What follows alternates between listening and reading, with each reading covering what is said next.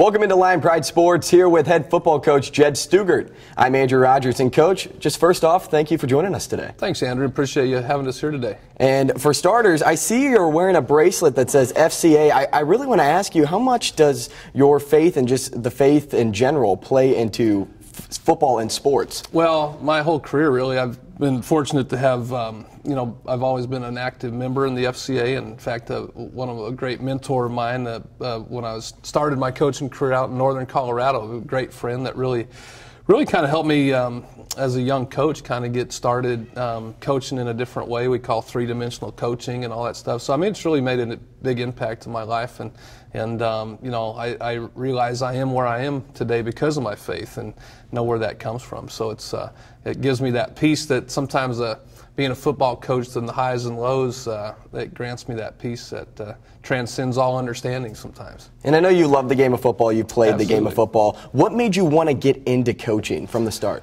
Well, at first, when you're younger, you're just kind of trying to find a career, and I was kind of going a whole different direction. Football, after I got into play college football, I really didn't have an interest in coaching. I was doing something else and really had another type of passion, a whole different career.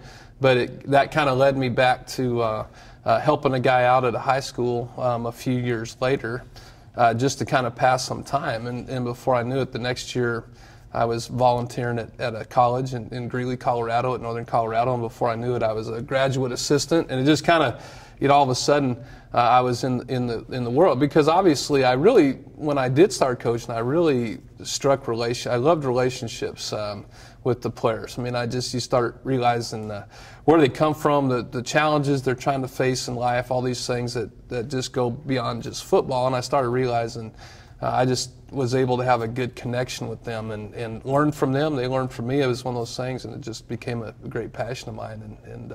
And that's where I learned my course for life was headed into the football coaching world. And you talk about a lot of these players that, that just kind of come out just everywhere and anywhere. And they have to overcome challenges, but also you have to overcome challenges working with a lot of these players. What kind of challenges have you already had to overcome in your career? Well, you see a whole, that's what I love about sports, and it's really what I love about football teams, is you have, it crosses over every social, ethnic, cultural, whatever. I mean, it crosses over all those lines, and to put a team together where guys start to love each other and learn from each other and see that there's guys that come from all sorts of backgrounds. With those, obviously, a lot of kids that have a lot of challenges in life. They have had obstacles that you and I couldn't even imagine, and to come into a team and so obviously some of those challenges, I look at are blessings to be able to try to be a part of helping kids maneuver through some of that. Because, in a 22 or 23 year career, I've seen a lot of things, a lot of heartache, a lot of struggles kids have gone through. It seems like every year kids are facing, family deaths or cancer, different things that they're struggling with while they're trying to do academics, while they're trying to do football. And so you realize there's a lot on these guys' plates, and footballs can be a great outlet for them to learn about life and how do you manage through those things. And you hinted on this just a little earlier. As you said, you started at northern Colorado, then you went to Mid-American Nazarene, you ended up for a little stint at UNLV, and then you went to Sioux Falls, and now you're here with Lindenwood.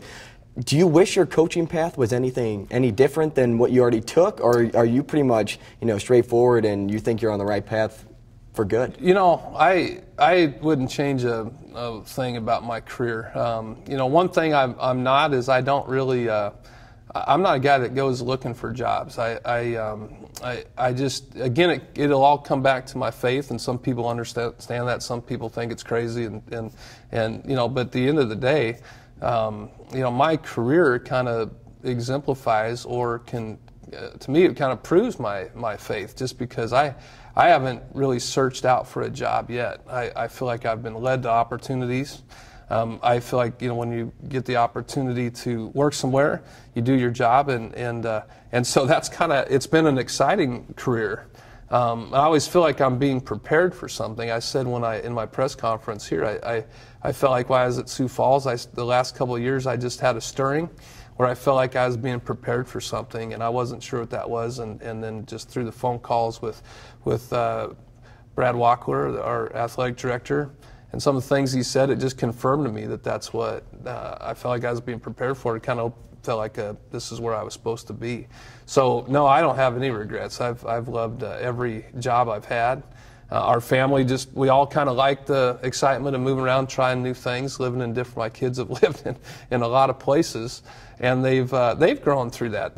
I think it's done well for them too, learning how to adjust on the fly and kind of having that kind of experience. So they've done really well with it too. And now let's get to the team here at Lindenwood. So first off, pre-ranked 8th in the MIAA coaches poll. Are you happy with how we are starting out? Because pre-rankings really don't mean a whole lot. It's just based on record and strength of schedule and stuff like that. But the baseball team, for example, was pre-ranked 10th in the MIAA, ended up winning conference that year. Sure. So how do you guys use like pre-ranked 8th as fuel to the fire for this upcoming season? I don't even know if we really came back. You'll talk to John here in a little bit.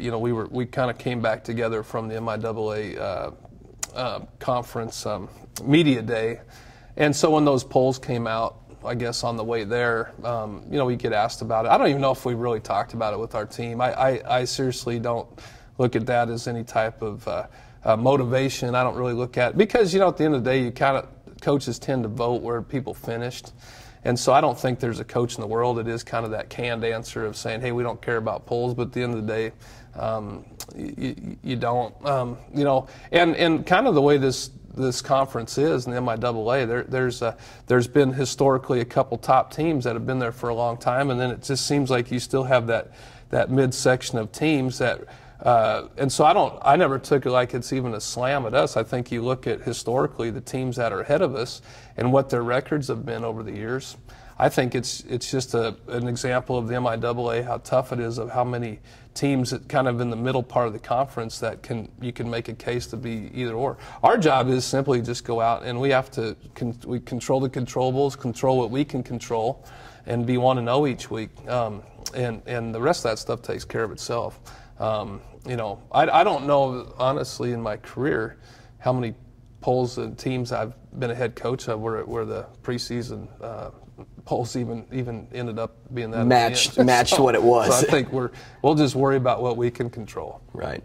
And then, just bringing in the talent for this season. You guys had the largest recruiting class of the NCAA era here for, of course, Lindenwood. Yeah. Talk about how some of these transfers and these young guys are starting to make their way into the team, into the family here at Lindenwood. Well, we kind of have a motto internally in our recruiting in a standard that we go by. Character always is going to matter here. And I think, when we go to recruit, number one, we believe in high school recruitment and development. I've never been one that's historically tried to recruit an entire class or really base it around a lot of transfers or junior college or things like that. As a base, I have no problem recruiting junior college kids. I don't have a problem recruiting transfers. I think as a base, we always believe in recruiting high school kids for development, having kids that are in your program for a while, and then filling in the cracks with guys that can help you or as people approach you. But at the end of the day, we're going to be very meticulous on our character of the kids that come in here. And obviously, sometimes with Division I transfers, for example, sometimes there's a little bit of controversy on maybe why they left or were they dismissed from a team or those things. So we have to, when we get those phone calls and research why, we really want to know why a kid's leaving. And so when we have, sometimes it's just kids that might be log jamming a position or they're ready they want to play more, and they see that they've only got a year or two left and they really want to try to get somewhere where they can play more. It's things like that. So we back-to-back recruiting classes, we've recruited. Number one, locally has been a big deal to us. We really feel like the talent in St. Louis and the surrounding areas are outstanding. And so that's been back-to-back years where we've recruited a number of local guys. With our loyal to the Lou kind of motto is kind of what we go by, meaning there's trying to keep talent at home. And then we've added some great transfer kids that have just been high character, great guys. Feel like they've been here with us the whole time. It's amazing how close these new guys coming in have been accepted by our team. I think they've been great additions for us. Have you seen that local talent in other spots that you've coached in? Well, yeah, I mean, like in South Dakota, it's tough in Sioux Falls. It's a town of 157,000 people. It's a little different in a place like that because your next biggest cities sometimes would be an hour and a half, 2 hours, 3.5 hours away. Minneapolis, for example, Omaha, the Lincoln area was a little far. So you had, yes, you had to try to get the top kids, when you're in a place like that. But nothing like, in this metropolitan area of St. Louis. I mean, there's so many schools, so much talent. It's a great benefit to be sitting here in this surrounding area of St. Charles, of all the talent that's around. So it is a great benefit because that's an example. We obviously would try to get the best kids locally in the areas that we were at. But man, you had to scour out and go hit some big cities, which was a lot of travel, a lot of distance. And so that's what intrigued me about this job, too, was just from a recruiting standpoint, is the amount of talent just within 30, 40, 50 minutes away.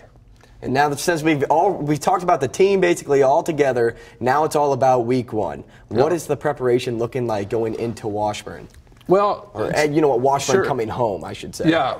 I think it was an interesting approach. Sometimes we go into seasons where what are we going to kind of make the theme about? So, I've been on teams where we've made our first week opponent the focus from winter workouts all the way through spring ball, all the way through summer, through some of our leadership with guys like John and our captains and things like that, and our Unity Council guys. I mean, it seemed like listening to them a lot was interesting because they said, we really need to make it about our team right now, becoming a team, becoming unified. And so we haven't spoke too much about Washburn in the off season.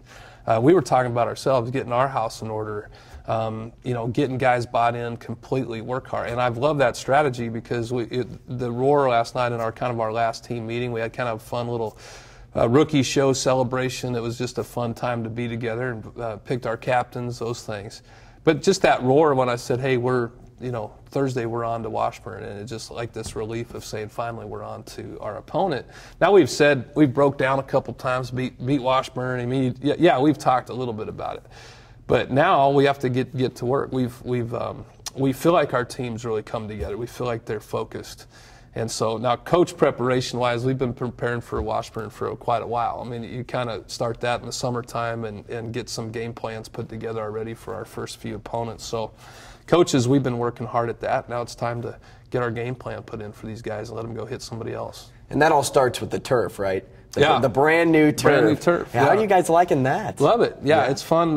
It's the old turf was pretty, I would say, hard. Yeah, definitely a little rougher. It was just worn out, and so it's been awesome. The facilities at Lindenwood are top notch anyway, and then to add those that field has just been outstanding. We appreciate the support from our administration and for the athletes that use that. It's much appreciated by us. And back to the players, who stands out to you this year?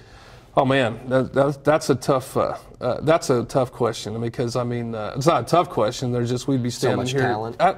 I think what stands out to me is the attitudes. I don't say that despairingly to like our last year's team because I think, when you just change a different direction, right, wrong, or indifferent, it takes kids some time to really kind of understand, okay, this is what, to buy into that. And so many kids stand out just from guys that I've seen just flip. We've had, it's been fun, if you're talking about guys standing out. I mean, John Harris that you'll be talking to, an NFL prospect that since last year we're starting to see, I think we've had 10 or 11 NFL scouts through our camp already, and because not just John, because we've added a couple other guys, a kid named Cam Sanders that we'll be seeing, a running back that transferred in here. We had a corner from the University of Indiana, Tyler Green, that's really come in here and made a part on this team right away, even showing some leadership right away coming here in the summer. But you know, I just look at even the guys that we've recruited. Some of these guys that have been here that are stepping up. And I could, you know, Drew Sears and C.J. Bevins in our linebacker, two linebackers right now that could make a case for being two of the top linebackers in this conference. I think our defensive line might be, I'm biased, might be one of the better D-lines in this conference. I think that's going to be really an anchor to our defense because we've, not with just John, with Uchenwa Igwanwu. I'll just say that once so I don't get tongue-tied. Another defensive end, you know, you've got Antonio Davis in the tackle alongside John. So, you know, and then in our secondary, like I said, you know, we returned some guys. Darius Williams at safety that was a starter from last year. That's another leader that's come on. Offensively, you know, we turned over a lot of receivers. We got a lot of new faces on the receiver corps, but you know, there's a bunch of guys that are starting to stand out there. Cade Brister, a redshirt freshman that we redshirted last year, that's kind of been in a battle with Max Mailer at the quarterback spot. But you know, Cade's kind of been having a little bit of the lead a little bit, but Max is right there on his heels. And so there's been a great competition there. And I'm going to forget people, obviously. Just so much talent. Yeah, I just love our offensive line, too. I think we're starting to look a little bit more physically like an MIAA defense or offensive line. And that's a point of emphasis when we got here to recruit is we've got to win the trenches. And so that's been, there'll be some standouts in there too. So that'd be another show right now based on guys that are impressing me. Just so much talent. Coach, thank you so much for joining us today. We can't wait to see what the final product's going to look like on the field week 1. We are so happy that to have you here and joining us. Thank you again. Thanks, Andrew. When we come back, we're going to catch up with John Harris of the Lindenwood football team. I can't wait. He's a tremendous talent. He'll be next on Lion Pride Sports.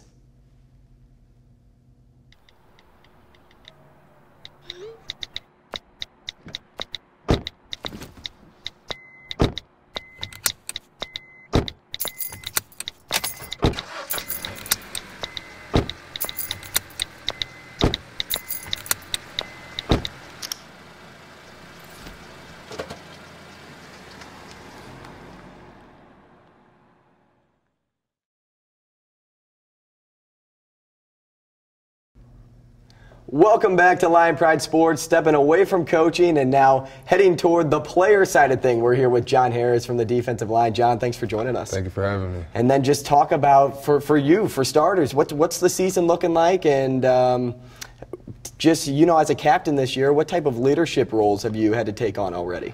Yeah, we're just really excited. The good thing about this team is we do have a lot of internal leadership, you know, not just the captains, but we have a lot of seniors who stepped up and the Unity Council, and it's easy to be on a team when you have good leaders and great followers as well. You know, these freshmen and transfers and the younger guys have done a good job of just listening to leadership and accepting constructive criticism, and I think we're starting to gel together as a team, and I'm really excited. I can't wait to hit the field with these guys next Thursday. And, you know, ever since Coach Stugart took over, it just seemed like there was just a boost in morale coming from the team. We talked about family earlier. Now, just for you, what has that family, quote-unquote, type of aspect been for you? Yeah, it's really cool because it seems like these coaches have been here for a long time. It's only really been 2 years, but they came in right away.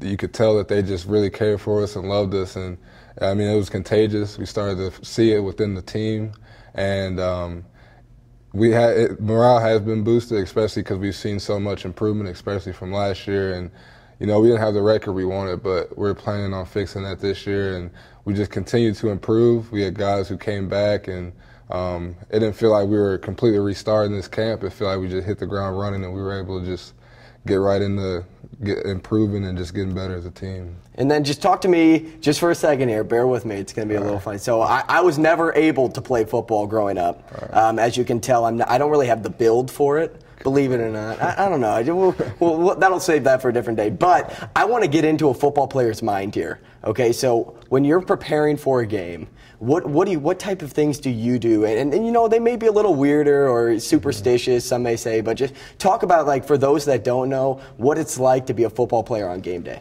Yeah, I like to watch a lot of film. I like to know who I'm going against, their tendencies, their weaknesses, like, so we can expose those in the games.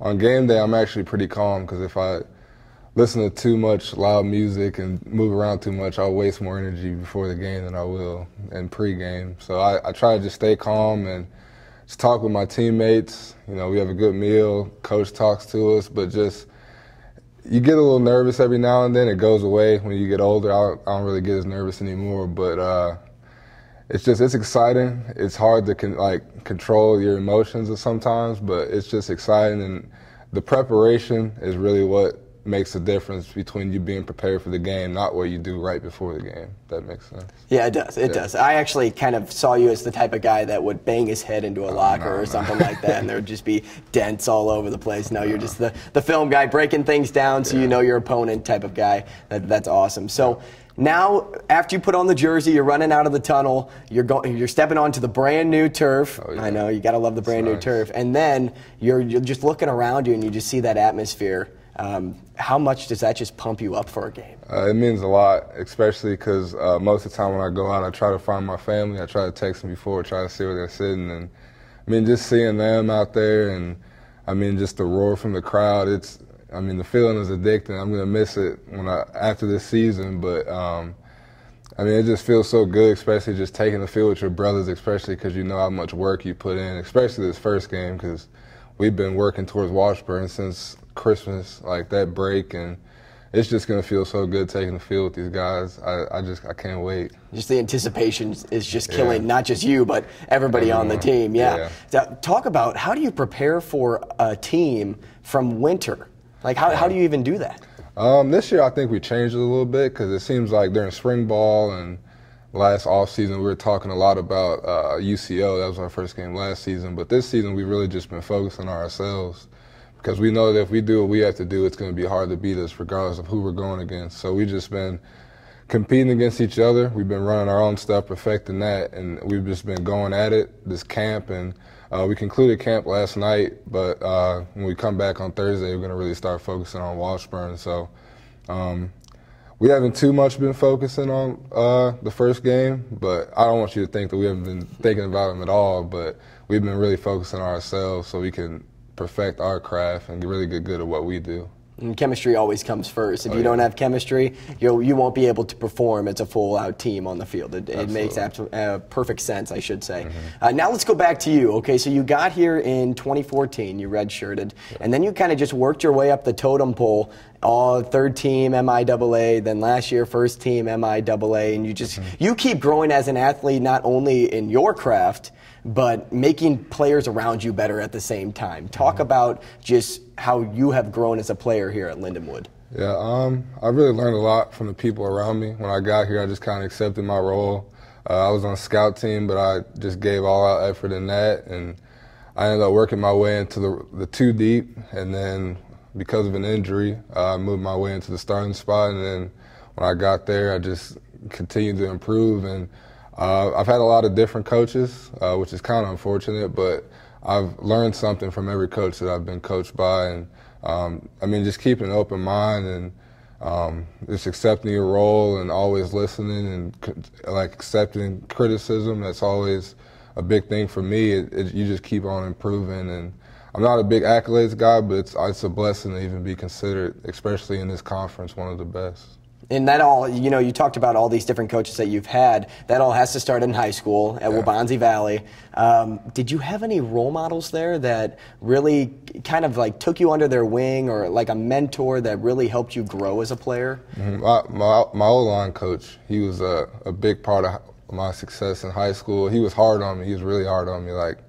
He didn't really focus too much on the good. He focused on what you needed to work on, and I think that just kind of built my character, and I just continued to improve as I went on. And I was a smaller O-lineman. I was like 220 pounds, but I was going against a lot of guys who were smaller than me, but he always taught me techniques and ways to beat those guys, and I was playing defense, and I had a really good D-line coach. So just my coaches have been mentors for me all the way through my career, honestly. And you know, you said you're 220 pounds in high school. That makes me go back to me, you know what, I'm not a football player. You know, 150 doesn't get you by, even at a receiver position, and, you know, 5'10" in high school. But yes, you know, just talking about how humbling that is to have somebody like that in your life. And now we're back up in the Lindenwood realm of things. You're a captain for the team this year. You were a captain last year. How is that, you know, humbled you as a player as well, knowing that not only just the coaches but also your brothers rely on you to help lead them to the top goal? Yeah, it's really a blessing, like I said earlier, and it's an honor to be trusted by your teammates in that kind of role.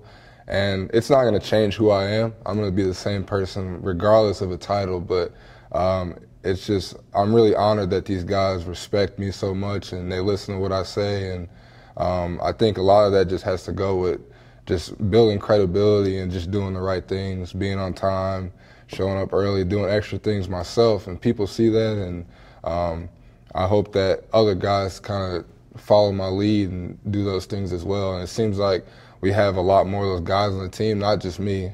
And the young guys are really starting to accept that too, and they're starting to fill those roles. And then let's talk again about the atmosphere and the whole aspect of football, because, you know, to have a field like we have now, the brand new turf, it has to be, you know, just basically playing on a cloud rather than what you were playing on. Yeah. How much different is that, especially for a lineman? Because, you know, you're on the turf all the time. Just the feel of everything around you now, is it a little different, or would you just, you know, you don't even think about something like that while you're playing? Yeah, I don't think about it as much. I'm sure the receivers and DBs appreciate it because they're moving around a lot more. I mean, unless I catch a ball this year, I don't think I'll be doing much running on it. But I mean, it feels good out there. I love it. It's better than the carpet we had before. But I really appreciate it, and we're gonna play the same regardless of what we play on. Really, inside it's just it's gritty down there. You got to be nasty, and it doesn't matter what the turf feels like.